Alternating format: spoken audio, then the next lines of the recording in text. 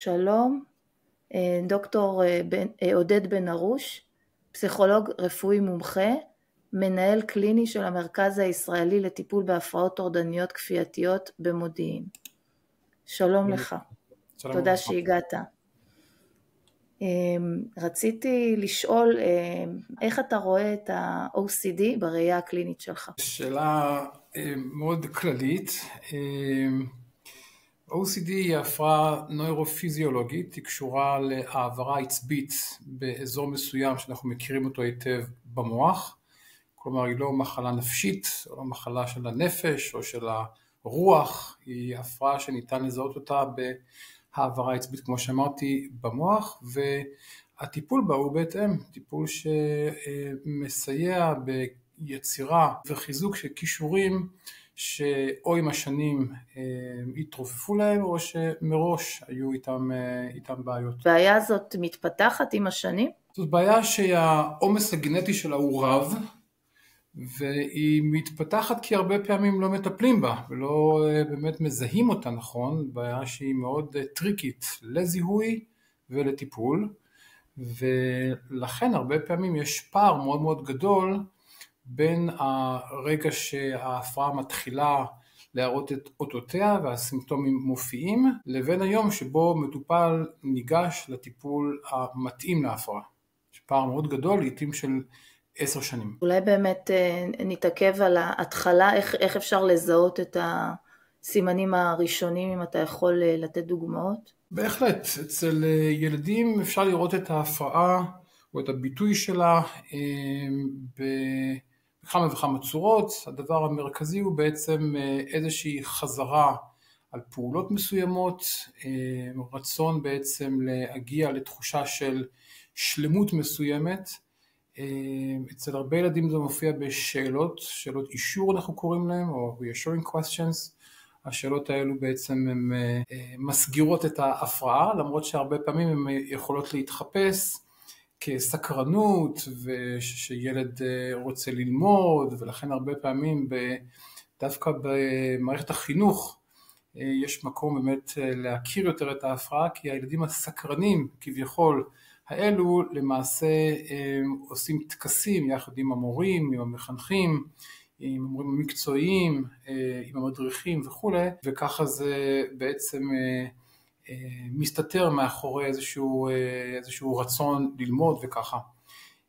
יש הרבה ביטויים נוספים, יש ביטויים של אגרנות, אז שוב, הרבה פעמים ילדים יתחילו להביא הביתה כל מיני חפצים, יגידו שזה בשביל ליצור איזושהי יצירת אומנות כלשהי, ירצו לשמור, ציורים שעשו וכו', דברים שהם כמובן קורים הרבה פעמים, אבל ברגע שזה הופך להיות למוגזם, או שזה הופך להיות להפרעה, אז אפשר לזהות. אם הייתי צריך להגיד סימפטום אחד שהוא משותף לכולם, זה בעצם החיפוש אחרי הוודאות, או חיפוש אחרי אישור, למעשה קורה בכל הביטויים של ההפרעה. יש כאלה שאומרים שהטקסים זה חלק מההתפתחות של הילד, כלומר, באיזה שלב אנחנו רואים שזה הופך להיות הפרעה ולא חלק מההתפתחות? כן, יש באמת הרבה התנהגויות שאפשר לקרוא להן obsessive compulsive, אבל ה-disorder או ההפרעה מגיע ברגע שבאמת, כמו שאנחנו שומעים, זה מתחיל להפריע בתפקוד הרגיל. כלומר, אם למשל ילד הוא סקרן ורוצה ללמוד משהו, שזה בסדר גמור ואנחנו מעודדים את זה, אבל הלמידה היא כזאת שהיא לא נגמרת, והוא לא הולך לישון בזמן, או שבגלל שהוא לא הולך לישון בזמן אז הוא גם לא מתעורר, והוא לא מגיע לבית הספר ואין לו חברים, והוא לא אוכל טוב וכו', אז אנחנו מבינים בעצם שמדובר בהפרעה שפוגעת. אוקיי, ואם אתה אומר שזה הפרעה מוחית, אז למה פסיכולוגים ופסיכיאטרים הם אלה שמאבחנים אותה? יש בדיקה מוחית שמאבחנת את ההפרעה הזאת? פסיכולוגים ופסיכיאטרים עוסקים במוח, זה האיבר שהם עוסקים בו. אז בוודאי שזה התחום שלנו. בהחלט יש בדיקות שניתן לעשות, בדיקות מאוד מאוד יקרות, אפשר להסתכל על functional MRI, אפשר לבדוק.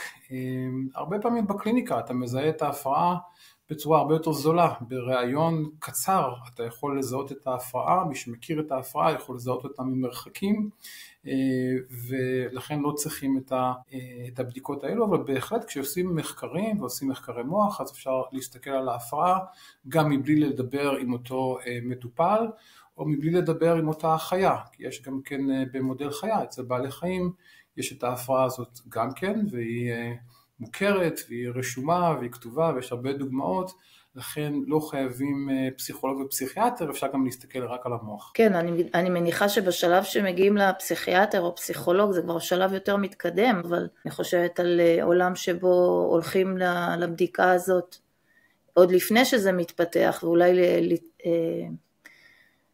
לנקוט בצעדים מונעים, או אם למשל הורה יודע שיש לילד שלו את הבעיה הנוירולוגית הזאת, אז אולי אפשר להימנע מכל ההתפתחות הזאת של ההפרעה, שהיא יכולה להיות מאוד מאוד קשה. ההפרעה בדרך כלל תתפתח בכל מקרה, כלומר אם יש בה את האלמנט הגנטי, כמו שאמרנו יש אלמנט גנטי מאוד עמוס, היא תתפתח. השאלה היא באמת מה החומרה וכמה היא תתפתח, ואני חושב שעל זה יש שווה להתמקד היום, על הנושא של ה-accommodation, הנושא של הפיצוי, הנושא של התמיכה כביכול בתקסים, כי יש באמת הבדל בין משפחות או מערכות שהן אפילו מעודדות את ההפרעה, או אפילו משתתפות, או מאפשרות את התשתית של ההפרעה להגיע למצב שהוא באמת קטסטרופלי, ואפשר בהחלט לעצור את ההתפתחות של ההפרעה ואת החומרה שלה. ככל שאנחנו נותנים יותר חופש להפרעה, או מאפשרים בעצם לתקסים לקרות, כך בעצם המעגלים שאותם אנחנו רוצים לטפל, הם נחלשים ואנחנו בעצם לא מצליחים לעצור את ההתנהגות.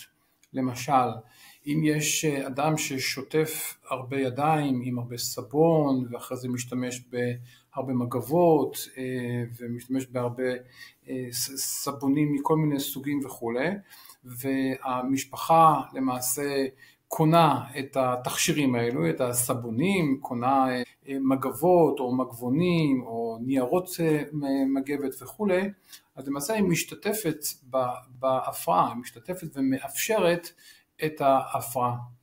הרבה פעמים אפשר להסתכל על טורדנות כפייתית כהפרעה של התמכרות, כמו של אדיקשן, וההפרעה מתקדמת כמו שהפרעה של התמכרות מתקדמת. זאת אומרת, ככל שאתה משתמש יותר ויותר בסם, כך יש דרישה יותר גדולה לסם, ויש בעצם גם תלות וגם את התובענות. כלומר, אתה גם תלוי באדם שייתן לך את הסם, וגם כשהוא לא נותן לך, אז אתה נהיה תובעני, נהיה עצבני, לעתים נהיה אלים, מאיים, ודברים מהסוג הזה. אנחנו רואים את זה הרבה בקליניקה שלנו, ולכן כל הדברים האלה אפשר בהחלט לחסוך לאותו מטופל, לפני שהוא עמוק בתוך ההתמכרות הזו. וברגע שהגענו לשם, אם כבר אנחנו הגענו לשם, מה עושים? טיפול למעשה הוא מחולק לשלושה חלקים בדרך כלל. הטיפול ההתנהגותי הוא החלק הראשון, אבל לא החלק החשוב. כלומר, אנחנו מסתכלים על שלושה חלקים שהם שווים בחשיבות שלהם, וההמלצה היא תמיד לטפל ביחד, כלומר שלוש המרכיבים האלה ביחד. טיפול ההתנהגותי, מה שהוא עושה, הוא למעשה עוזר לחוות את המוח, כלומר הוא משנה את העברה העצבית על ידי שעושים חשיפות ומניעות תגובה. חשיפה היא למעשה גירוי של המוח לבצע איזשהו טקס, כלשהו, תכף ניתן דוגמאות. המניעה של התגובה היא בעצם למנוע את הטקס.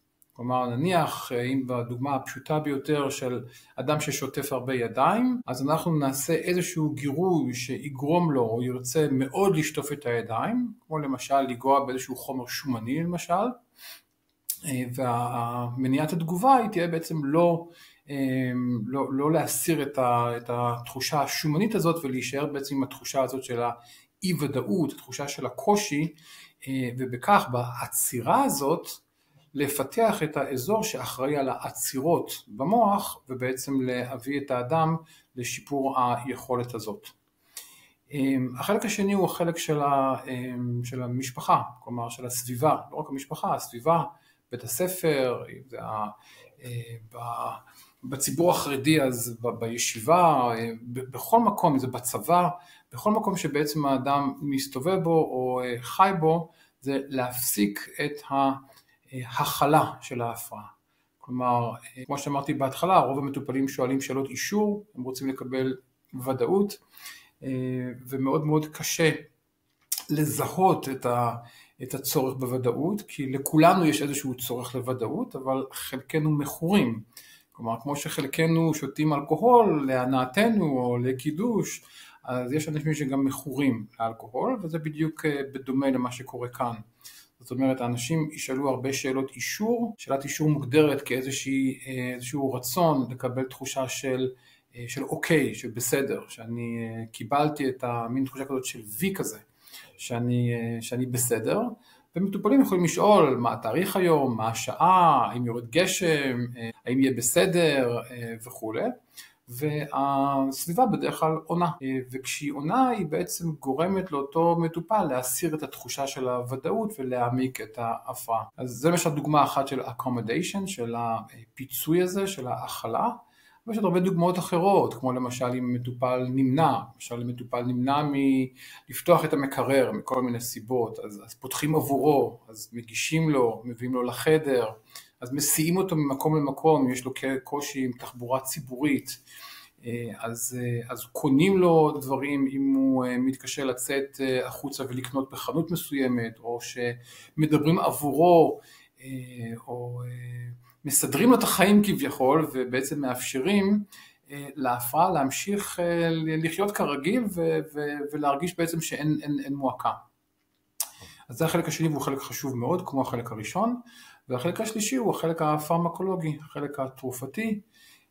בחלק הזה אנחנו בעצם נותנים תרופה, כמה תרופות שיכולות לעזור בהפרעה הזאת, עם קבוצה של ה-SSRI, ה-Selective Serotonin Reuptake Inhibitors, ומה שהן בעצם עושות התרופות, הן גורמות שוב לשיפור בהעברה העצבית במעגלים הרלוונטיים, ובעצם לעשות את אותה פעולה ששני המרכיבים הקודמים עשו. ביחד, כשמשלבים את כולם בצורה אינטנסיבית, אפשר ולרוב, הרוב המוחלט, מצליח להשתפר מאוד בסימפטומים, ולא מעט מטופלים מגיעים גם כן לרמיסיה מלאה, כלומר שאין סימפטומים בכלל, כלומר שאין את ההפרעה. מה אפשר לעשות עם אלה שנושרים? כי יש נשירה. בהחלט. או שיש כאלה שבכלל מלכתחילה אומרים זה קשה לי מדי, אני לא יכול. בהחלט. אפרופו גמילה, אם אנחנו מתייחסים לזה כהתמכרות, זה כמו לתת לבן אדם להיגמל לבד מהסם שלו, אז זה משהו שאנחנו לא יכולים לשער שהוא יכול לעשות לבד, ואנחנו מכניסים אותו למין מוסד גמילה כזה, וגם אז זה לא תמיד קל. ופה אנחנו בעצם סומכים עליו ועל המשפחה שלו שיעשו את כל התהליך לבד. בהחלט, אז בדרך בעצם על שתי קבוצות, הקבוצה הראשונה של אלה שלא מגיעים לטיפול, בהחלט יש קבוצה לא קטנה, והקבוצה השנייה שנושרת. אם נתעכב לרגע עם הקבוצה שלא מגיעה לטיפול, שהיא קבוצה לא קטנה בכלל, ומדובר בעצם בקבוצה שלרוב הקושי, ההפרעה הביא אותם למצב שבו הם מצליחים לנהל אותה, והם לרוב גם כן מנהלים את הסביבה, כמו שאמרתי מקודם, עם התחושה הזאת שלה, עם היכולת שלה להשפיע על הסביבה כך שהסביבה תהיה מכילה, ואז הם מסתדרים, כלומר, ואז הם איכשהו מצליחים ללכת בין הטיפות בלי להירטב, אבל כמובן בעזרת המשפחה. ולכן מה שעושים, מה שצריך לעשות, מה שאני תמיד ממליץ לעשות, זה להפסיק לגמרי את האקומדציה, וברגע שהמטופל מגיע למצב שבו ההפרעה מתחילה להשפיע ולהפריע יותר, הסיכוי שלו או שלה לפנות לטיפול גבוה. כלומר, כמו בהפרעות של התמכרות, אדם מגיע לטיפול, למשל אדם שהוא מאמר, הוא מגיע לטיפול כשהוא מגיע למשבר, כלומר לא כשהוא מרוויח מדי פעם בקזינו כמה אלפים, אלא ברגע שהוא חייב להרבה אנשים והוא נמצא במצב כלכלי בעייתי, והרבה הלוואות וכו', אז הוא פונה לטיפול ומבין בעצם שהוא מרגיש את ה-helplessness, את התחושה של החוסר אונים של ההפרעה, ואז הוא פונה לטיפול. אותו דבר כאן, כלומר מטופלים שהם לא מרגישים שהם צריכים את הטיפול משום מה, ואנחנו כמובן מזהים, או הסביבה מזהה שיש את ההפרעה, בדרך כלל אנחנו נראה אקומודציה של הסביבה, ולכן בדבר הזה אנחנו נטפל. לגבי הנושרים, יש לא מעט נושרים, נושרות, בהחלט הטיפול הוא מאוד מאתגר, והוא גם לא מתאים לכולם. כלומר, הטיפול שאנחנו לפחות מציעים הוא טיפול בחשיפות מניעות תגובה, ובנושא של הפסקת התמיכה של ההפרעה והטיפול התרופתי, ולא לכולם זה בהחלט מתאים. לכן, שוב, אנחנו צריכים לעבוד עם המשפחה, עם המטופל, ולתת גם הסבר מקיף מה עומד לקרות, מה השלבים, איך אנחנו בעצם ניגשים להפרעה. וכמו בכל הפרעות שיש בהן איזשהו סוג של אמביוולנטיות, שווה להתמקד ולהסתכל על מה אתה יכול להרוויח, מה אתה יכול להפסיד, כמה זה עולה לך להישאר כמו שאתה, כמה זה עולה לך להשתנות, ולעשות בעצם איזשהו סוג של שקילה, ולראות בעצם למה כדאי ולמה פחות כדאי. כששוקלים את ההפרעה לעומת הטיפול, רוב ההפרעה עולה בטווח הארוך הרבה יותר מאשר הטיפול. אתה אומר, אנחנו מציעים את החשיפות ומניעת תגובה, אבל מה עם אלה שיותר קשה להם? זה כמו להגיד, אני אתן את זה מהעולם שלי, להגיד לתלמיד, אתה חייב להכין שיעורי בית, אחרת לא תצליח, זאת הדרך.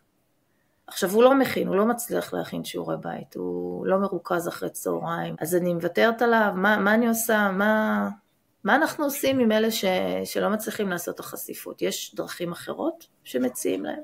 כן, אני חושב שהנושא של חיפוש אחרי הסולמות המוטיבציוניים הספציפיים לאדם, הוא מה שאנחנו בדרך כלל עושים. כלומר, אם לא תכין שיעורי בית ולא תצליח, זה תנאי מאוד מרוחק, מאוד מעורפל. מה זה הצלחה? מי נחשב למצליח? עוד כמה שנים אני לא אצליח? זה כאילו משהו מאוד מרוחק, וכמו שאמרתי הוא מאוד מעורפל, מאוד וייג.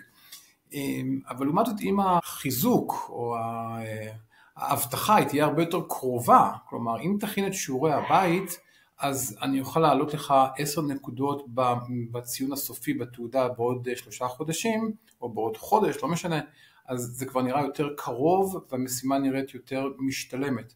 לכן אצל כל מטופל אנחנו מחפשים את הסולם המוטיבציוני, שעליו בעצם אנחנו מנסים לנופף, ובחלק מהמטופלים זה עובד.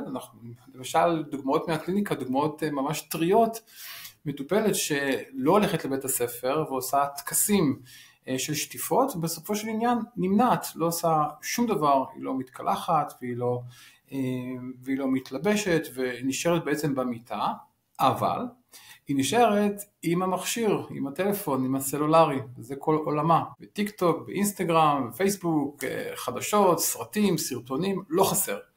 ואז בעצם העולם שלה הוא עולם שכאילו היא יכולה להסתדר, היא יכולה להזמין לפיצה, היא יכולה לדבר עם חברות, היא יכולה לשמור על קשרים, היא יכולה לדעת מה קורה בעולם, ולכאורה המצב שלה הוא טוב.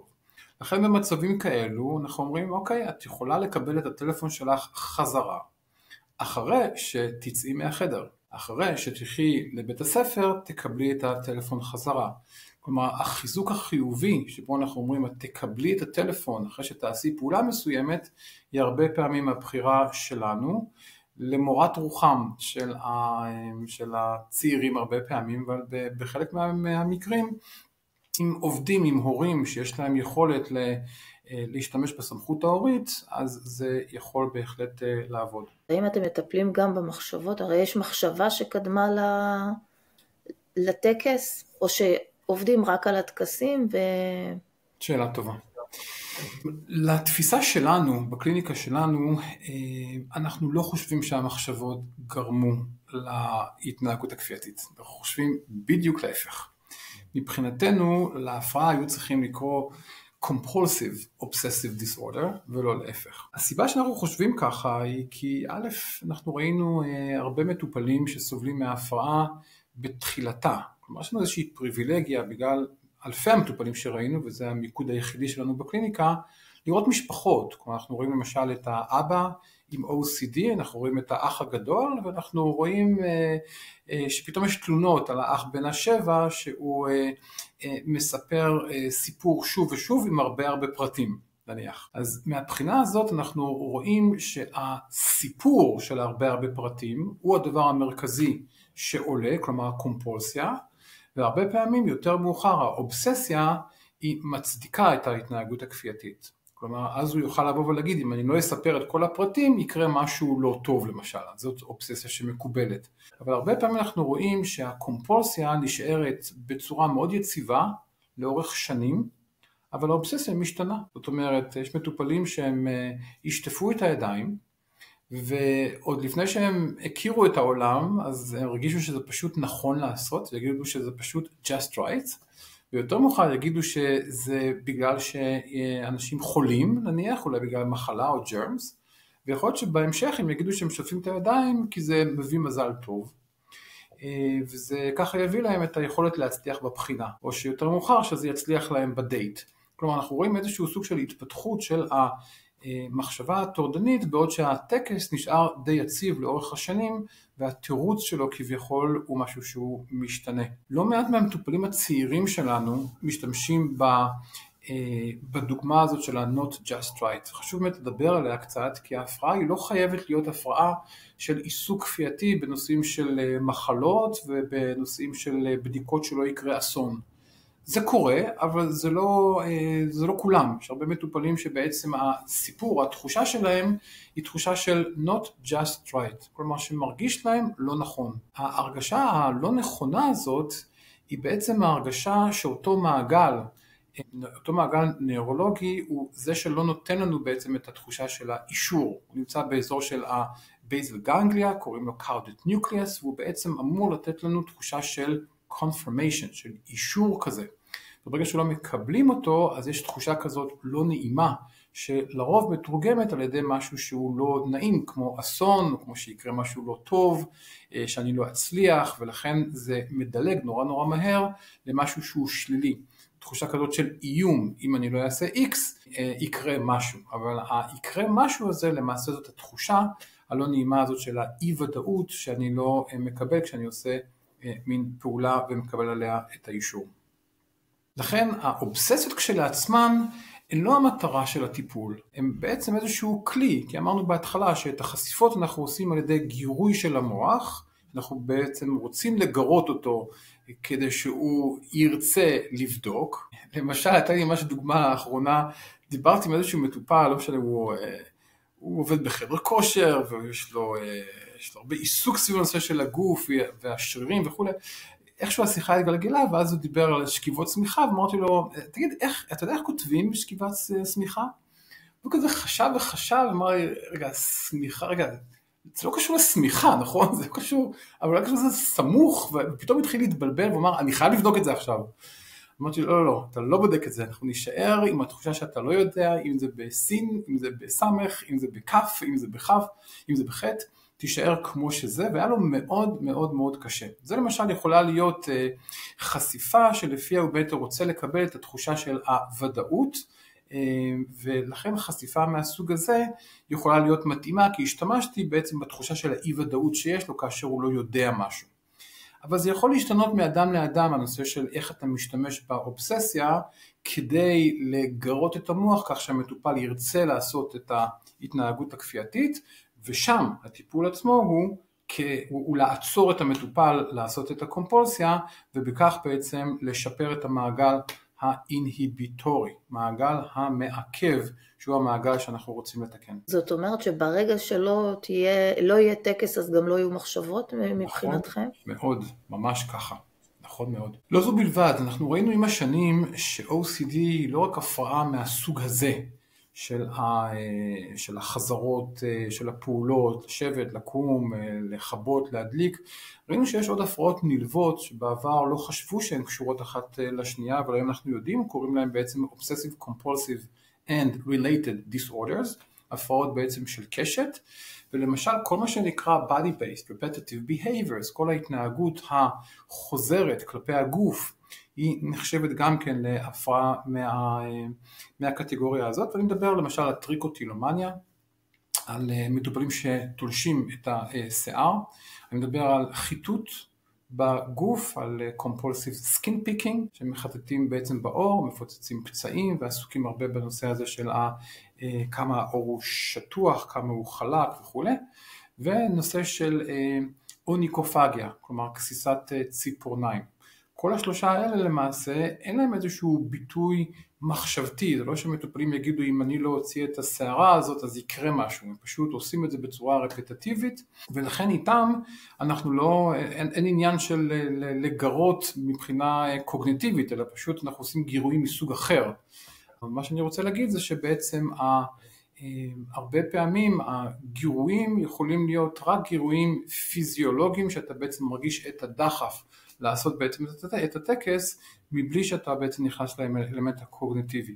עכשיו, מה שחשוב להגיד זה שמטופל למשל שתולש שיער, ויש לו מחשבות טורדניות שאם למשל הוא לא, שהמסמך שהוא מגיש הוא לא יהיה מושלם, כי אחרת יקרה משהו, אנחנו יודעים שאם הוא יעבוד על הטריקוטילומניה, זה יעזור לו גם לגבי המחשבות לגבי המסמך, and vice versa. כלומר, גם אם הוא הצליח לעצור ולא לבדוק את המסמך, זה יעזור לו גם כן עם התלישות, כי זו אותה מערכת. אבל מה זה באמת כל כך משנה? נניח הגישה הרווחת באמת, בו יש לך מחשבה, היא מובילה לאיזושהי מצוקה, תמתין עם המצוקה הזאת, תכיל את המצוקה, ואז לא תצטרך את הטקס. ואתה אומר, עזבו מחשבות, יש לך טקס, פשוט תימנע, לא מעניין אותי המחשבות שלך, פשוט תימנע. למה זה כזה משנה שתי הגישות? או שזה אותו דבר, שזה ניסוח אחר של אותו דבר? בהחלט מעניין אותי מה הוא חושב, כי זה כמו שאמרתי, הדלת לנסות ולגרות אותו יותר, לא זו בלבד שמעניין אותי מה הוא חושב, אני רוצה אפילו להשתמש ולהגביר את זה. כלומר, נניח אם מטופל אומר, אני חושב שאם אני לא אצא עם תחושה של סימטריה, של הסורכים שלו יהיו סימטריים, אז תהיה לי תאונה. אז אני אבוא ואגיד, כן, אז אנחנו עכשיו, אנחנו ננעל את הנעליים, הסורכים לא יהיו סימטריים, ותהיה לך תאונה, לא סתם תאונה, תאונה חמורה, שאתה תיפצע, וגם תפצע עוד אנשים שבכלל לא קשורים לסיפור הזה, סתם אנשים נאיבים שאתה בעצם תהיה אחראי עליהם, אנחנו מגבירים יותר ויותר את האובססיה, רק כדי שתהיה לו תחושה יותר גבוהה של רצון לסדר את הסרוכים, אבל אם הוא יצליח לא לסדר את הסרוכים, למעשה הוא מצליח להשמיש את האיבר שלא מצליח לעבוד לו ביום יום, שזה בעצם התחושה של האוקיי, התנאי הזה. ב-OCD יש הרבה פעמים אפשר להסתכל עליה כהפרעה של תנאים, כי התנאי הוא בעצם אם אני אעשה X יקרה Y, יש תנאים. אנחנו גם רואים הרבה מטופלים שאומרים אני אלך לבית הספר, אני אלמד, אני אצא לעבודה, אני אצא לראות חברים, אני אצא לים, רק אם יקרה ככה. והתניה הזאת מאוד מאוד מחברת אותנו עם התפיסה שה-caudate nucleus, האזור הזה במוח, הוא אזור שנותן לנו להמשיך את הפעולה. כלומר, כשאנחנו בעצם עושים פעולה מסוימת, אנחנו אמורים לקבל עליה V, וה-V הזה מסיים את הפעולה. ואם הוא לא מסיים את הפעולה, אז הפעולה ממשיכה. כלומר, זה לא קשור למחשבה טורדנית שמייצרת את הפעולה, אלא פעולה בעצם שנמשכת, כי אף אחד לא עצר אותה. לדוגמה, אם אני עכשיו שותה, נניח, ואני לוגם, ואני לא מקבל את האישור שהשפתיים שלי נגעו במים העקרים, והם מרגישים את הקרירות של הקרח, וכל הנושא הזה עבר לי לתוך הגרון וכו'. אם אני לא מרגיש את זה, אני לא אמשיך לפעולה הבאה, שזה בעצם להפסיק עם הלגימה ולהניח את הכוס, אלא פשוט אני אתקע עם הפעולה הזאת. ויש לא מעט מטופלים שהם נראים כמו מטופלים קטטונים, שהם כאילו תקועים באיזושהי פעולה מסוימת, ולא מסוגלים לזוז הלאה, כי אין להם בעצם את האור הירוק, שאומר להם, הפעולה הזאת של השתייה הסתיימה, תניח את הכוס בצד ותמשיך הלאה. אז איך אתה מסביר את זה שהאבי הזה קיים רק בטקסים מסוימים ולא בכל תחומי החיים? זאת אומרת, הוא כן יודע לסיים את שיעורי הבית נניח, או לסיים את ההתארגנות בבוקר, אבל באיזשהו טקס את זה הוא צריך לעשות שוב ושוב ושוב. אז מה, רק חלק מהפעילות המוחית פגועה? איך אתה מסביר את זה? א', שאלה מצוינת, כי באמת הרבה פעמים אנשים מנסים להבין את ההיגיון בהפרעה.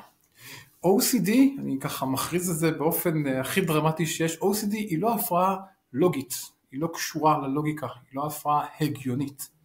אין בה היגיון. ולכן אם אנחנו מנסים לחפש את ההיגיון בצורה הזאת, אנחנו לא נמצא את זה. אנחנו כן יודעים שיש הרבה פעולות שהמטופל מקבל עליהן אישור, ולכן הן פעולות שהן לא נפגעות כתוצאה מההפרעה, מצד אחד. מצד שני, וההערה שלך היא חשובה מאוד, כי מצד שני אנחנו יודעים ורואים שמטופלים שסובלים מ-OCD סובלים בצורה מאוד נרחבת מההפרעה. זה לא כמו ספציפיק פוביה, יש לך קושי עם מעליות, ואם לא היו מעליות בעולם, הכל היה בסדר. ממש לא. זאת הפרעה שבה בעצם יש הרבה פעולות שמתקשים לבצע אותן, ולכן זאת הפרעה שאם את מסתכלת ושואלת את השאלות הנכונות, את רואה בעצם שיש המון מקומות שמטופלים לא מקבלים את האישור, ואם אנחנו נעזרים כביכול בסביבה, אנחנו רואים שמטופל יכול לחיות חיים שלמים, לצד למשל בת הזוג שלו, שהם יודעים תמיד שהיא מחליטה. כלומר, אם יש איזושהי שאלה, אם צריך להחליט א' או ב', ברור לחלוטין שהיא מחליטה. וזה יכול להיות עם איזשהו צידוק שהיא מבינה יותר, שהיא הבוס, שהוא יותר ג'נטלמן, לא משנה, יש כל מיני פרשנויות בתוך זוגיות, אבל עם השנים זה מתקבע, כך שלמעשה אם הזוג הזה לא היה מכיל את ההפרעה, אז היינו רואים בעצם שההפרעה מופיעה בכל החלטה, כולל החלטות של כשאני הולך ברחוב, האם לעקוף את העץ או את העצם הזה מצד שמאל או מצד ימין. כלומר, לא החלטות שהן הרות גורל, האם אני רוצה לעשות רילוקיישן, אלא החלטות כאלו של האם לשים את היד שלי בכיס ימין או לשים את יד שמאל בכיס שמאל כשאני מדבר עם בן אדם. או כמה זמן להסתכל על בן אדם כשאני מדבר איתו ומתי להסיט את המבט. האם זה 10 שניות, 15 שניות, האם 20 שניות, ומתי זה הופך למשהו לא נעים, שאני מסתכל, ובעצם לא יודע אם זה הזמן להסיט את המבט. אלה החלטות למשל, אנחנו לא חושבים עליהן, כי יש איבר שעושה לנו את זה באופן אוטומטי. הוא זה שאחראי על הפעולה, שהרבה פעמים אנחנו עושים אותה בצורה אוטומטית, והוא מחליט עבורנו. כשיש את ההפרעה, אז האיבר הזה לא עובד מספיק טוב, ואז הדברים האוטומטיים האלו לא קורים, ולכן ההפרעה היא בהחלט מאוד רחבה. חלק ממה שאנחנו עושים בתחילת הטיפול, זה אנחנו מעבירים שאלון, שבשאלון הזה יש באמת הרבה אזורים או תחומים בחיים, ואנחנו בדרך כלל מוצאים הרבה יותר מההפרעה, מאשר ה-presenting problem, כלומר מההצגה של המטופל, מה שמפריע לו, בדיוק בגלל הסיבה הזאת, כדי להראות בעצם שההפרעה היא הרבה יותר רחבה ממה שהיא נראית כלפי חוץ. אם היית יכול לתת לי סנריו של בן אדם שיש לו את ה-OCD בראשית דרכו, והוא לא מטפל, פשוט מתעלם איך נראים החיים שלו ושל הסביבה שלו, שלא מודעת בכלל לבעיה, ואיך כן צריך לטפל ועל מה כדאי לשים לב. זאת אומרת, שני תרחישים.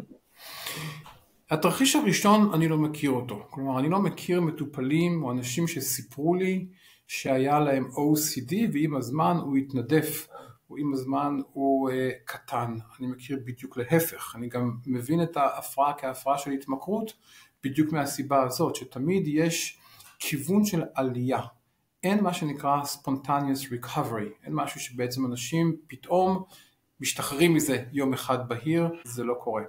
מה שכן יכול לקרות, זה בהחלט מצבים שבהם מטופל מוצא את המקום שבה ההפרעה לא בא לידי ביטוי, כמו שאמרתי, כי יש את ה-accommodation, כלומר, אם למשל אתה בוחר לחיות חיים שהם סגפניים, ואתה בוחר לחיות חיים שהם, אתה חי לבד, אז אתה לא תפריע לאף אחד בסביבה שלך, אז האגרנות שלך היא בסדר, כי כאילו זה לא מפריע לאף אחד, אין בן או בת הזוג שיגידו לך את הדירה הזאת אי אפשר לחיות בה, ואף אחד לא מפריע, ואם יש לך, לא יודע מה, דונם של אדמה, ויש לך מחסנים שאף אחד לא מציק, שיש לך את כל הקלאטר הזה, כל האגרנות, אז באמת אנחנו נראה מטופלים כאלו שהם כאילו חיים שלמים, והם לא מגיעים לטיפול, לכן הדברים האלה בהחלט קורים. אני חושב שהרבה פעמים כשמטופלים מגיעים לטיפול, הם מגיעים בגלל שקרה משהו שכבר לא מאפשר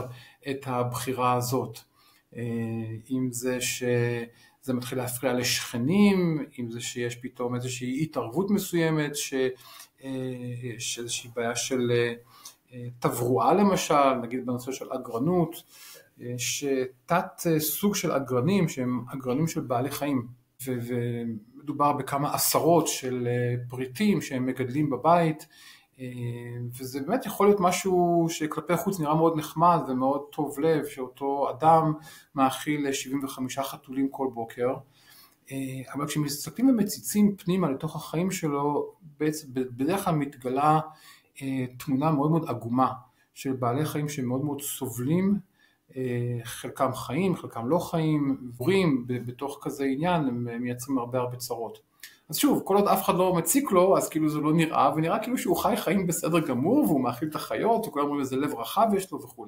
אבל כשמסתכלים פנימה, רואים בעצם שאף אחד לא חי טוב, לא הוא ולא בעלי החיים. אתה אומר שהיה לך, נתקלת לפחות ב1,000 מטופלים, נכון? הרבה יותר מזה. הרבה מטופלים. הרבה יותר מזה. נכון. אז גם מהידע המחקרי שלך וגם מהידע הקליני שלך, אולי תעשה לנו סדר, מה הסוגים היותר נפוצים, תמונת על כזאת, סוגים נפוצים, קשיים נפוצים שנתקלת בהם.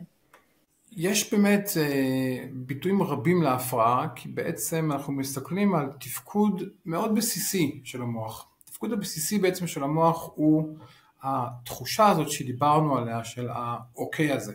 וכשלוקחים את התחושה הזאת של האוקיי, ולוקחים אותה למשל לנושא של קבלת החלטות, אז אנחנו רואים שלהרבה מטופלים קשה לקבל החלטות. והקושי הזה הוא קושי שהם יכולים להעיד על עצמם כבר מגיל מאוד מאוד צעיר, ותמיד יחסו את זה, לצערי, לחוסר ביטחון. ואני חושב שזאת פרשנות, ואנשים יכולים לדבר על חוסר ביטחון, אבל בדרך כלל מה שאנחנו רואים זה בעצם הקושי לקבל את האישורים ולהסתפק בהם, ואז בעצם יש שוב ושוב שאלות ושוב ניסיון בעצם להבין עד הסוף למשל.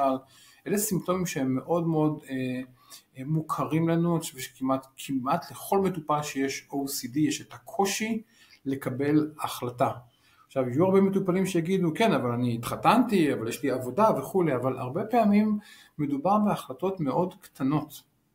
החלטות יומיומיות, החלטות שלרוב האנשים הן לא נחשבות להחלטות שגוזלות אפילו זמן, והפתרונות שאותם מטופלים מספקים הם בדרך כלל פתרונות או של גם וגם, או של אף אחד לא.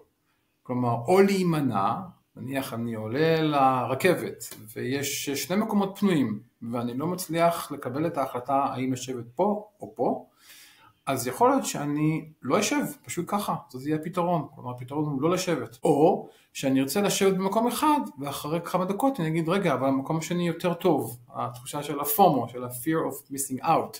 אז אני אעבור לשם, ואחרי אני אגיד, רגע, אבל משם אין שמש. אז אני אעבור לשם, ואז הרכבת תסתובב, והשמש מגיעה לכאן, ואני אחזור לפה, ואז החלון פתוח, ואז לא משנה, כל מיני דברים בעצם ייתנו לי מין תחושה כזאת של חוסר שלמות עם ההחלטה, ובעצם ההתנהגות שלי תהיה התנהגות שבעצם היא כל הזמן לא מסופקת, לא מרגישה תחושה של כאילו this is good enough, זה מספיק טוב, תשב, תרד בתחנה הבאה והכל יהיה בסדר.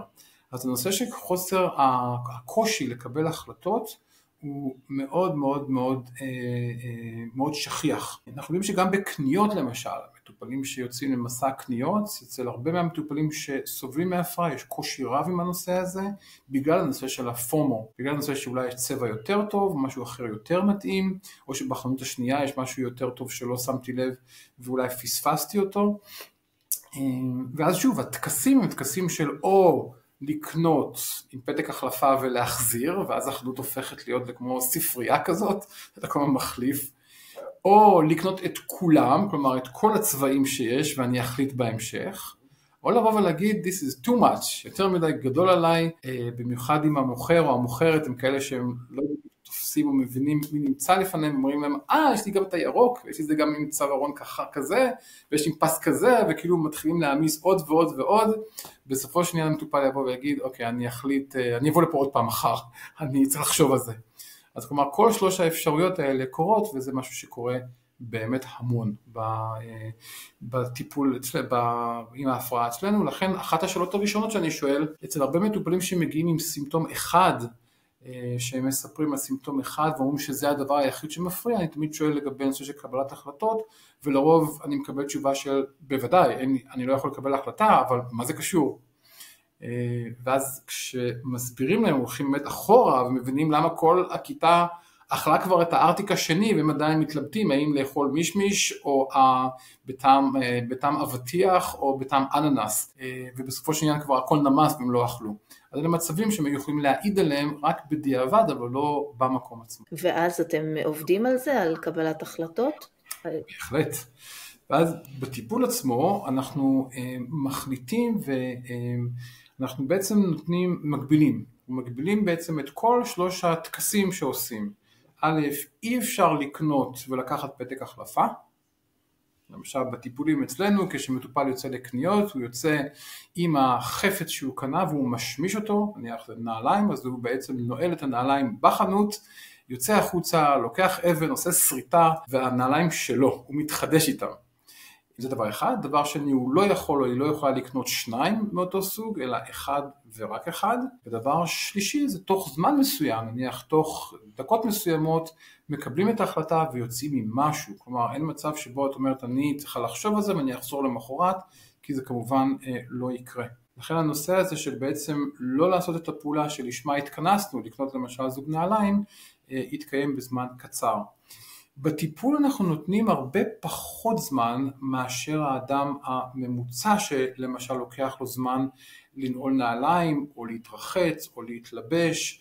רק לסבר את האוזן, מטופלים שמגיעים אלינו עם מקלחת של שעה וחצי, אז בטיפול אנחנו לא נגיד להם טוב, אז אם אתה התקלחת במשך שעה וחצי, אז בוא תתקלח שעה ו20, או שעה ורבע, או שעה.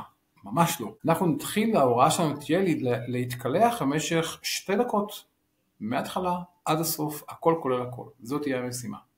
מה יקרה? הוא לא יצליח. זה ברור לחלוטין שהוא רק יניח את השפופרת של המים על הראש, אחרי שהיו טקסים לפני כן אנחנו נגיד לו, נגמר הזמן, אם הוא לא יקשיב, גם נסגור את השיבר בחוץ. אבל אנחנו בעצם רוצים לתת הרבה פחות זמן או חופש לתנועה של אמביוולנטיות ושל קושי לקבל את ההחלטה, מאשר האדם הרגיל נקרא לזה ככה, האדם שלא סובל מההפרעה, כי אנחנו רוצים בעצם להתאמן. אנחנו רוצים להתאמן על איזושהי רגישות מסוימת, ולכן במקרים כאלו אנחנו ניתן פחות זמן מהרגיל, ובוודאי לא בצורה הדרגתית, כי הצורה הדרגתית למעשה לא פותרת את הבעיה. זה לא עניין של פוביה, זה לא עניין שאתה צריך להתרגל שהכלב הוא לא מסוכן, ואז אתה תוכל ללטף אותו ולקחת אותו הביתה. זה לא עניין של התרגלות, זה עניין בעצם של העברה עצבית, והיא או 0 או 1. היא העברה עצבית בינארית, ככה זה בטבע, זה או שיש את התחושה של האוקיי, או שאין את התחושה של האוקיי, וככה אנחנו בעצם עובדים עם המטופלים. וזה מצליח? אני רוצה לחשוב שכן, אני חושב שיש לא מעט מטופלים שמצליחים. מטופל שהיה רגיל להתקלח במשך שעה וחצי, ואמרת לו תתקלח במשך 2 דקות. בוא תגיד מה התגובה האמיתית שאתה מקבל, וכמה זמן לוקח לו בערך בממוצע. כן. מה שאני רוצה לתקן בשאלה, זה שמה שהמטופל עשה מבחינתי, זה לא מקלחת. כלומר, את אומרת שהוא התקלח שעה, אבל הוא לא התקלח, הוא עשה טקסים. לכן אנחנו מבדילים בין הפעולה של להתקלח. למשל, אם אני מניח את השפופרת של המים והיא על הראש ויורדים מים, אני יכול להגיד שאני מתקלח. אבל אם אני לוקח את השפופרת ושם אותה שמאלה, שם אותה ימינה, שם אותה שמאלה וימינה, אחרי זה למטה ולמעלה, ואני עושה טקסים מהסוג הזה, אני לא מתקלח. כלומר, אני לא עושה טקסים של התקלחות, אני עושה בעצם טקסים של OCD. ונורא מעניין לראות שהרבה פעמים למטופלים כשנמצאים בזמן שהוא מוגבל מאוד, הם מסוגלים לוותר על הטקסים שהם לא המקלחת. אנחנו מנסים בעצם לבודד בין טקסי המקלחת לבין המקלחת וטקסים. את הדוקטורט שלי עשיתי על שטיפות ידיים. נושא נורא מעניין, הרבה שנים ישבתי על הסיפור של שטיפות הידיים, 7 שנים. המסקנה שלי בדיסרטיישן, בהגנה של כשאתה מציג ככה את המחקר וכולי, אז המסקנה שלי הייתה שמטופלים שסובלים מ-OCD לא שוטפים את הידיים. זה המסקנה. מה הם עושים? עושים טקסים. כלומר, טקס זה לא שטיפת ידיים. שטיפת ידיים, מה שאנחנו מכירים, לשים את הידיים, יש מים ויש סבון, וזה לוקח בסביבות 15 שניות, משהו באזור הזה, and that's about it. הטקסים שהם עושים, שהם קוראים להם שטיפות הידיים, הם למעשה לא מתקרבים אפילו למה שאנחנו היינו רואים שטיפת ידיים, כי כשאתה מסתכל על מטופל שעושה את הטקסים, אז זה לא שטיפות ידיים, זה כל מיני פעולות וכל מיני תנועות בידיים שהן לא קשורות לא לשטיפה ולא לניקיון ולא למים, ולכן את זה אנחנו רוצים להפסיק בבת אחת, לא בהדרגה. אנחנו לא רוצים לתת לו 50 דקות במקום שעה שיעשה את הטקסים האלו ולהגיד איזה יופי התקדמת. ממש לא התקדמת. מטופל שעשה טקסים יותר מהר לא התקדם בכלל, אולי אפילו להפך. למד לעשות את הטקסים יותר מהר, כלומר נהיה יותר OCDיסט מקצוען, וזה אנחנו בוודאי לא רוצים. אנחנו רוצים שהמטופל יסיים את הפעולה עם התחושה של ה-incompleteness, תחושה שמשהו לא סגור, ולא יבצע את הפעולה שהוא רוצה לסגור את התחושה הזאת. זאת המטרה שלנו בחשיפה, לא קשור למים, לא קשור לניקיון. זה מקשר אותי לשאלה הבאה של מה הקשר, אם קיים, בין OCD לחרדה. כן. ואני שואלת כאן עוד משהו, אתה אומר שזה לא כמו פוביה, השטיפת ידיים, שאנחנו עושים את זה בהדרגה. מצד שני, כשאנחנו דורשים ממנו לשטוף ב-15 שניות, יכול להיות לו התקף חרדה. התקף חרדה? למה? כי אתה מונע ממנו משהו שהוא רגיל. אתה יודע, הוא רגיל לעשות את זה לא יודעת כמה זמן, ופתאום מה יהיה, הוא מתחיל לדאוג. בוא ניקח את המקרה של האדם שמכור לאלכוהול. והוא תכנן לשתות היום בערב כמות גדולה של אלכוהול, קנה כמה פאקים והוא מוכן עם כמות הבירה. את מזהה את זה ואת מחרימה לו את האלכוהול. איך הוא יגיב? עצבנות. יפה, בעצבנות. אבל אוקיי. האם הוא יגיב בהתקף חרדה? אני לא אומרת שתמיד, אבל מהניסיון שלי לפחות אני רואה כן שיש לפעמים התקפי חרדה ממש. השאלה אם זה קשור, אני לא יודעת, אתה אומר, אני אתן לך לדבר, מה שאתה חושב? אני חושב שהנושא של התקף חרדה יכול נורא לבלבל, ובכלל הנושא של חרדה ו-OCD. כמו שאמרתי מקודם, התחושה של ה-incompleteness היא תחושה לא נעימה, ללא ספק, היא תחושה שלילית. יש לנו מוח אחד, סך הכל, והמוח הזה בעצם משדר לנו שמשהו לא בסדר, משהו לא טוב. ואם אני יודע שיש פעולות מסוימות שלא מביאות לי את התחושה של המשהו הטוב הזה, אז זה מרגיש לי בעצם שהולך לקרות משהו לא נעים. המשהו הלא נעים הזה, כמובן שהוא יכול להיות, אפשר לספר עליו הרבה דברים, אפשר גם לספר עליו שיכול שיקרה משהו לא טוב כמו אסון למשל. ואז מכאן אני חושב שהבלבול הוא בין החרדה, כי המטופלים מתחילים להאמין נורא לאובססיה, שאומרת אם לא תעשה את זה, יקרה משהו גרוע להורים שלך. ואז אתה אומר, אוקיי, אז אני לא רוצה שיקרה משהו להורים שלי, לכן אני אעשה את הפעולה. זה כאילו האופן הקלאסי שחושבים עליו. אבל כשעושים את החשיפות, וכשמטפלים במטופלים אנחנו רואים שלא זו בלבד שהם לא מאמינים בכלל בדבר הזה, כלומר הם לא, אם אתה ממש לוקח אותם ואומר להם בואו נדבר ככה בגובה העיניים, תספרו לי כמה אתה מאמין שזה אכן ככה, שככה העולם עובד. דוגמה, גם כן חיה, מטופלת מספרת לי שהיא כל הזמן חוששת שאולי שמו לה איזשהו סם בכוס המים. אוקיי? היא כל הזמן חושבת שאם היא השאירה את הכוס כמה דקות בלי שהיא השגיחה, והיא כל הזמן צריכה להשגיח, אז יכול להיות שיש איזשהו סם. היא גם מספרת שהיא יושבת במסעדה, המלצר מגיש להם מים, אפילו הוא שופך את המים מאותו קנקן, והוא שופך למים ולבן זוג של המים, והיא חושבת עדיין שהמים שלה הם עם הסם, לא המים שלו. עכשיו, כשאת שואלת אותה, היא בחורה אינטליגנטית, מבינה עניין, מבינה שזה יצא מאותו קנקן וזה פחות הגיוני, אבל היא עדיין לא תשתה מהמים האלו, כי היא תגיד שזה בעצם עם סם. עכשיו, תגיד לה תשתי, אוקיי? ואמרנו לה לשתות. והיא יכולה כמובן לבוא ולהגיד, וואי, אני כולי בחרדה שאולי עכשיו אני שותה את הסם.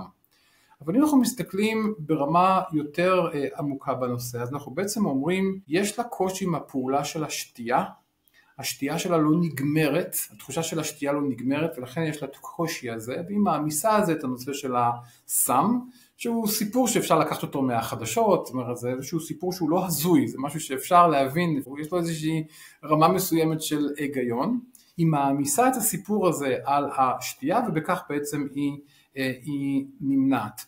אז כשהיא שותה, אז היא יכולה להגיד, כן, אני מרגישה מאוד לא שקטה, ואני מסכים איתה, היא לא שקטה, כי המוח שלה בעצם אומר, עכשיו את תתקעי עם הפעולה הזאת, ועד שלא תקבלי את האישור, את לא תהיי רגועה. אני יכול להבין למה אנשים מתבלבלים וקוראים לזה חרדה, כי יש לנו מוח אחד שכשהוא לא מרגיש תחושה של רוגע, אז הוא מרגיש בעצם את החרדה הזאת, אבל כשמזקקים את זה יותר, אנחנו רואים בעצם שלא מדובר במערכת הסימפתטית של המוח, שהיא מאוד מאוד אקטיבית בהפרעות של חרדה, אנחנו רואים שפה דווקא מערכת אחרת של המוח מאוד מאוד פעילה, ודווקא המערכת הלימבית היא מערכת שהיא שקטה מאוד, כשמסתכלים בעצם על המוח אצל אדם שהוא סובל מהפרעה, והוא באמצע טקס או באמצע מהלך של אובססיה. לכן הנושא של החרדה הוא משהו שצריכים להכיר אותו ולדבר עליו, כי הרבה מטופלים יבואו ויגידו שזה עושה לי חרדה, ואז יגידו להם אוקיי, אז לא צריך שתיכנס למצב כזה קשה. אנחנו אומרים שלא, אנחנו ניכנס למצב הזה של האי ודאות, כי יש לך אי ודאות האם יש שם סם או לא, אבל יש לך אי ודאות נקודה. כלומר, יש לך אי ודאות בהרבה דברים, רק פה הצלחת להעמיס את זה על משהו שכביכול התוצאות שלו יהיו מאוד מאוד לא נעימות, כמו למשל לקחת סם מבלי שרצית.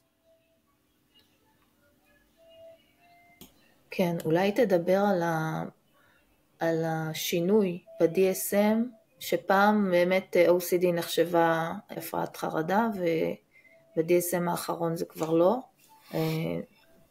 נכון. מה הסיבה שזה OCD נחשבה להפרעת חרדה, ומה הסיבה שהוציאו?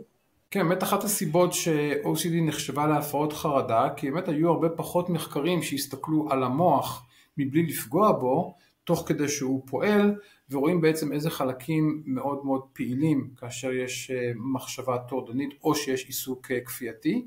היום יש אפשרות להסתכל על המוח מבלי לפגוע בו, ולראות במדויק איזה גורמים יותר פעילים במהלך ההפרעה, ואני חושב שהרבה פעמים מטופלים העידו על זה, העידו ואמרו וסיפרו שהם מרגישים את התחושה של החרדה, for lack of better words, כלומר לא שהיה איזשהו משהו שיכול היה לספר את זה יותר טוב, ולכן חרדה נחשבת למשהו יותר הגיוני. אז נגיד אותה מטופלת עם הכוס, יהיה לה הרבה יותר קל להסביר לחבר שלה שהיא לא שותה עכשיו מהמים כי היא מפחדת שיש שם סם, מאשר להסביר לחבר שלה שזה לא מרגיש לה טוב שהיא לא מסיימת את השתייה. אז הוא יסתכל עליה ויגיד כאילו, את נשמעת לי ממש מוזרה, אני חייב להגיד, ופחות יתחבר אליה. לכן אני חושב שאפילו החרדה עזרה למטופלים לנסות להסביר לעולם החיצון מה הם מרגישים, מבלי ששפטו אותם ואמרו כאילו זה נשמע נורא נורא מוזר. OCD היא הפרעה מאוד ביזארית, והרבה פעמים מטופלים לא יספרו והם לא ישתפו למחשבות הבסיסיות ביותר, התחושות הבסיסיות ביותר, כי זה נשמע מאוד מאוד ביזארי, מאוד מוזר, התחושה של ה-not just right, ולכן אני חושב שחרדה הייתה איזשהו סוג של פתרון לא רע, פתרון דיפלומטי כדי לתקשר עם העולם שמדובר בחרדה, ואז אנשים מבינים. אם את שואלת אותי, אני מתחבר יותר, ואני חושב שמטופלים שכשאני מסביר להם יותר על הנושא של ה-not just right, הם מתחברים הרבה יותר ומרגישים שיש מישהו שמבין אותם הרבה יותר מאשר הנושא של החרדה. דבר נוסף, יש לא מעט מטופלים שהם גם לא מתלוננים על חרדה, הם מתלוננים על גועל למשל. יש לא מעט מטופלים שאומרים הדבר הזה מגעיל אותי. ושוב, הם מצאו פתרון מאוד, אני חושב, דיפלומטי לתחושה של ה-not just right, רק הפעם זה גועל, וזה גם פתרון אינטליגנטי, כי כשאדם נגעל, נניח, מחצילים, אוקיי? אז לא אמרו לו כלום, אמרו לו, אוקיי, אז לא נביא לך חצילים. לא מנסים להסביר לו שזה לא הגיוני להרגיש גועל מחצילים, לכן עוזבים אותו לנפשו. אז אם מטופל בא ואומר, אני נגעל מהפיהוק של אמא שלי, אז עוזבים אותו, ולא נכנסים לאיזשהו סוג של פרשנות, ואומרים, פשוט אתה נגעל, אין מה לעשות. אנחנו חושבים שזו התחושה של ה-not just right, ולכן אנחנו לא עוזבים אותו, ולכן אנחנו מטפלים גם באנשים שטוענים שהתחושה שלהם היא הגועל דווקא. נניח שראש מערך בריאות הנפש פונה אליך ואומר לך שהוא רוצה שתבנה לו מרפאה ל-OCD, לכל הגוונים של ה-OCD, זאת אומרת גם ל-OCD הקל וגם ל-OCD הקשה. איך המרפאה הזאת תראה לדעתך? קודם כל המרפאה הזאת תגיד שהשם ראש מערך בריאות הנפש ישתנה, דבר ראשון שאני אדרוש. אני לא רוצה לדבר על בריאות הנפש, אני רוצה לדבר על בריאות המוח. אז זה דבר אחד וראשון שאני אבוא ויגיד. איך היא תיראה? היא תיראה עם צוות שהוא מורכב מאנשים שיודעים איך לתרגל את החשיפות, מאנשים שהם יודעים איך לתת את התרופות במינונים הנכונים, בשילובים הנכונים, והיא תהיה מרפאה שמסוגלת לתת שירות שהוא 24/7, וזה חשוב. הרבה פעמים אנחנו בוחרים את הטיפול לפי הנוחות שלנו. נדבר עכשיו על קהל הקלינאים. אנחנו בוחרים בעצם לטפל במטופל בשעה שקבענו מראש. יום חמישי ב-4 יהיה לך טיפול לשעה, שעה וחצי, whatever. אבל OCD היא לא כל כך הפרעה שאפשר לקבוע את הדייט. OCD היא הפרעה שקורית בעצם 24/7 בחיי המטופל, בכל מקום ובכל שעה ובכל מצב. לכן הטיפול צריך להיות מותאם לבעיה, ולא שהבעיה תהיה מותאמת לנוחות שלנו. אז הצוות הזה יצטרך להיות צוות שיהיה זמין 24/7, ויהיה מסוגל להגיע לכל מקום שההפרעה יש לה ביטוי. אם למטופל יש ביטוי שהוא חושב למשל שנניח הוא לא יכול להיכנס למשל למקווה מים, נניח, כל מיני סיבות, אז הטיפול שיהיה בקליניקה, במקום יבש במשרד, לא יעזור כל כך, כי אנחנו בעצם רוצים לראות איך אפשר לגרות את המוח ברגעים שבהם יש את הצורך לבצע טקס, או לבצע את ההימנעות, ולכן אין מנוס מללכת למקווה המים הזה. לכן הצוות הזה יהיה צריך להיות צוות שיהיה מסוגל להיות ורסטילי, כלומר יהיה מסוגל לנוע וללכת בעקבות ההפרעה, להיות זמין, ועכשיו מגיע החלק הכי חשוב, צוות שיהיה מסוגל לתקשר בינו לבין עצמו, כלומר צוות שהחלק הפרמקולוגי מדבר עם החלק ההתנהגותי, והחלק ההתנהגותי מדבר חזרה עם החלק הפרמקולוגי, ושניהם מדברים עם הסביבה, גם ברמה של 24/7. כלומר, מטופל, תדמייני לעצמך מטופל שמקבל טיפול פרמקולוגי אצל פסיכיאטר או פסיכיאטרית, והפסיכיאטר נותן לו, נניח, אסציטלופרם, ציפרלקס, ובמקרה יוצא שהמינון שהוא נתן לו הוא מינון שהוא לא זוגי, הוא קיבל 15 מיליגרם, זה לא בא לו טוב, כי אי זוגי זה מביא צרות ומביא כעסים ומביא אסונות, והוא לא ייקח את התרופה בגלל שהיא במינון לא נכון לפי דעת ה-OCD. עכשיו, לרוב מטופלים לא יבואו לפסיכיאטר ויגידו, תקשיב, אני לא אקח 15, אין מצב.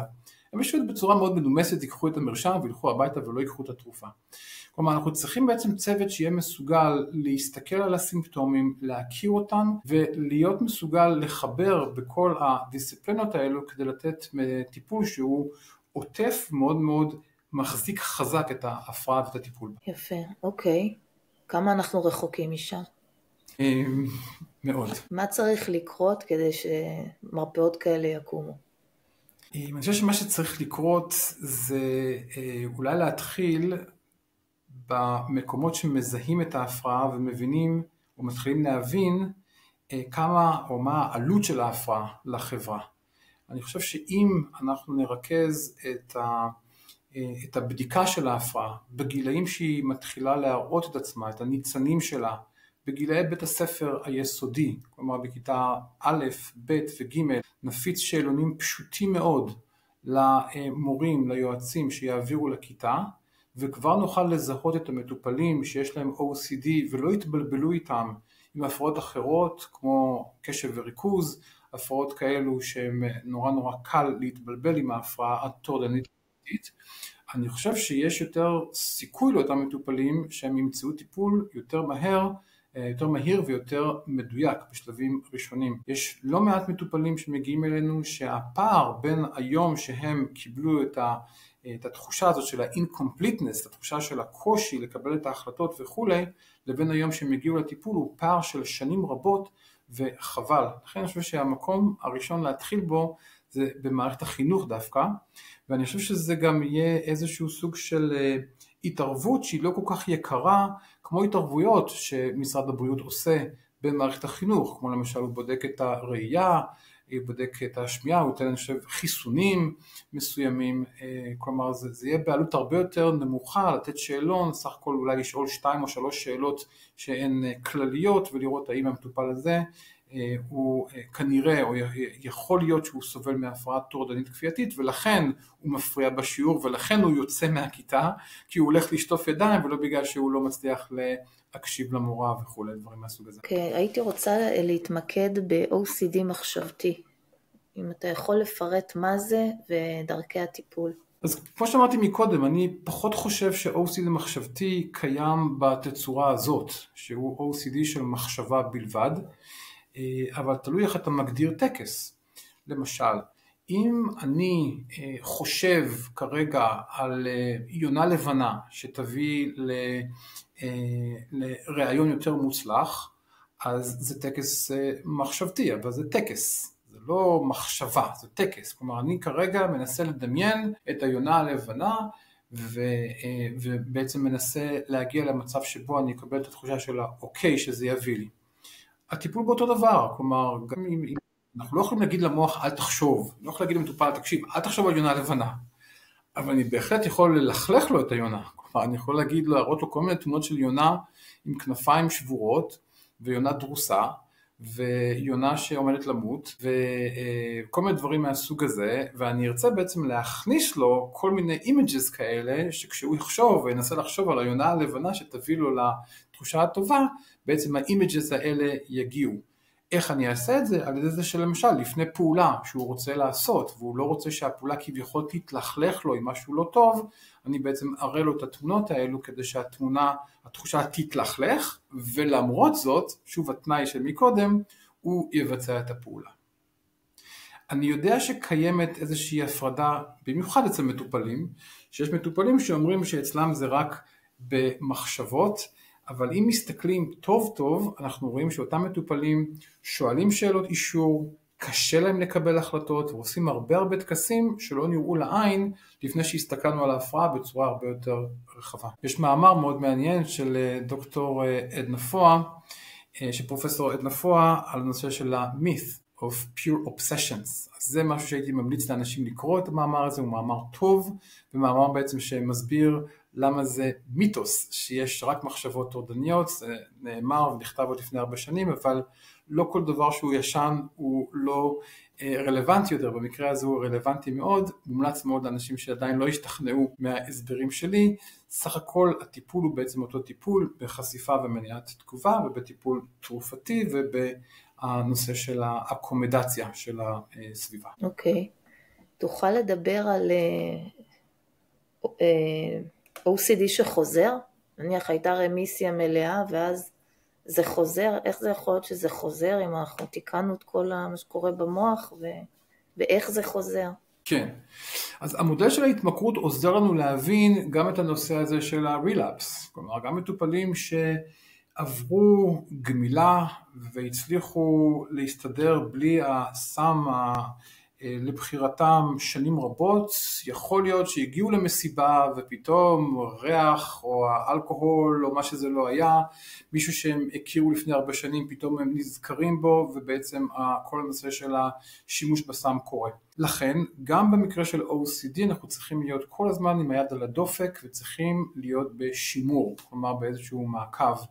והבוסטר סשנס האלה או הפגישות מעקב האלה שיכולות להיות פעם בכמה חודשים עד פעם בשנה נועדו בדיוק למנוע את החזרה, את הרילאפס, מה שאנחנו קוראים, ולכן ההמלצה היא תמיד, אחרי שמטופל מגיע למצב שאין סימפטומים, להישאר בתחזוק של פעם בכמה שנים, כדי לראות שההפרעה גם כן לא משתנה. כלומר, מטופל שיש לו או היו לו התלבטויות והיה לו קושי בלקבל את ההחלטה ולא היה בטוח, בגיל מסוים יכול להיות שבגיל אחר הביטוי יבוא לידי כך שלמשל נולד לו תינוק והוא בעצם לרגע לא בטוח שזה התינוק שלו.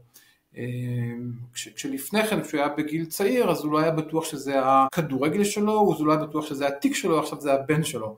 אז כלומר, צריכים להכיר את הדברים האלו, וצריכים ללוות את המטופלים במיילסטונס, ברגעים מסוימים, כדי לראות באמת שזה לא מתחדש, זה לא מופיע בצורות אחרות, בווריאציות אחרות. אולי תדבר קצת על תובנות, סוגי תובנות ודרכי הטיפול. כן, בהחלט יש סוגים של תובנות, יש אנשים שיש להם תובנות טובות, אנשים מבינים ומכירים את ההפרעה, תובנות בינוניות, יש להם תובנות נמוכות, poor insight, ויש, אני חושב שהם אולי היותר מעניינים, אנשים עם psychotic insight, כלומר שהתובנה היא פסיכוטית. מה זה בעצם אומר? זה אותם מטופלים שזה לא שאין תובנה, אלא התובנה היא פסיכוטית, כלומר יש איזשהו משהו שגורם להפרעה להרגיש כאילו שאתה מדבר עם מישהו שיש לו הפרעה בהלך המחשבה.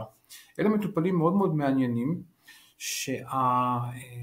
שלרוב הם יפלו בין הכיסאות, כי הרבה פעמים הם יקבלו את האבחון של בעיה בשיפוט, בעיה בהלך החשיבה, ולמרות שהם סובלים מ-OCD, הטענות שלהם יהיו טענות מאוד מאוד מוזרות, עד כדי כך שזה יעבור את הדבר הביזארי שגם ככה יש להפרעה. הרבה פעמים יש לזה קונוטציות שמדליקות נורות אדימות להרבה מהקלינאים, כמו מסתכלים עליי, מתקשרים איתי, רואים אותי בטלוויזיה, רודפים אחריי, אני אולי מרגל, כל הדברים שאנחנו מכירים גם מהספרות וגם הרבה מהסרטים. יחד עם זאת, מתי המטופלים האלה בעצם הם מטופלים ששייכים דווקא לקובץ הזה של ההפרעות? כשהם יעשו טקסים. זה מה שמבדיל אותם מהמטופלים האחרים. מטופל שפנה אליי לפני כמה שנים, המחשבות שלו היו שהוא אולי זורק חלק מעצמו כשהוא משליך אשפה לפח. כלומר, אולי הוא זורק את האף שלו, אולי הוא זורק את האוזן, אולי היד שלו נתלשת, ומה שהוא היה עושה, הוא היה מסתכל שעות לתוך הפח ומחפש את האיבר שכביכול נתלש. אז כשהסיפור הזה מסופר בקליניקה, הרבה קלינאים ירימו גבה ומעט יחשבו שמדובר ב-OCD. אנחנו חושבים שמדובר ב-OCD, הוא גם טופל כמטופל שסובל מ-OCD בגלל הטקסים.